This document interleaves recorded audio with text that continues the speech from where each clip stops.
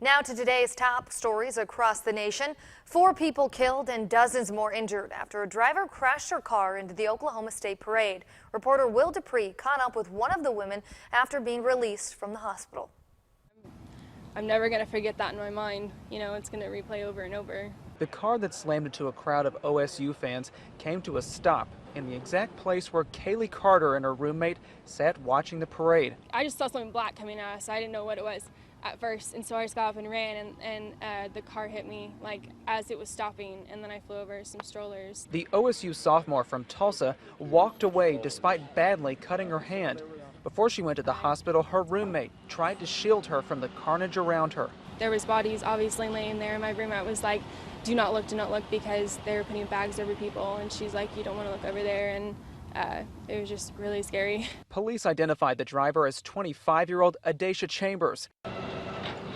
A man who says he pulled his sons out of the way just in time shared a picture with us, showing officers arresting her. People were here having fun, and literally they don't know what hit them. I mean, it just came 40, 50 miles an hour, like they were speeding through the crowd of people. The tragic deaths of 4 and the injuries of dozens more stunned Governor Mary Fallin. You know, homecoming's a time of celebration. It's a time to enjoy a wonderful Oklahoma tradition, that's football, and to think that someone could hurt people like this is just unfathomable.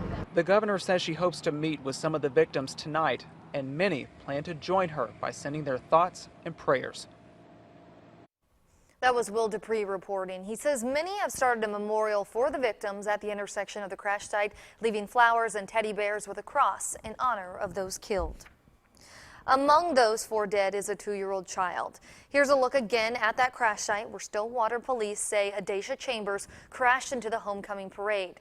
OSU officials did decide to play the homecoming game against Kansas as planned. Before kickoff, the flag outside the stadium was lowered to have staff, and a moment of silence was held. Governor Mary Fallin held a press conference during the game and said the first responders showed the Oklahoma strong spirit.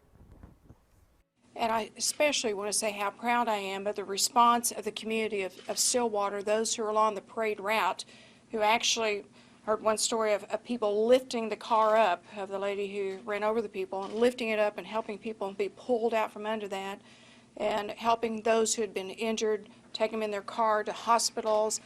There were a lot of law enforcement people around, first responders that were actually in the parade itself who came and helped, but the community itself really came and showed the Oklahoma strong spirit, the Oklahoma standard that we're so proud of in times of difficulties in our state.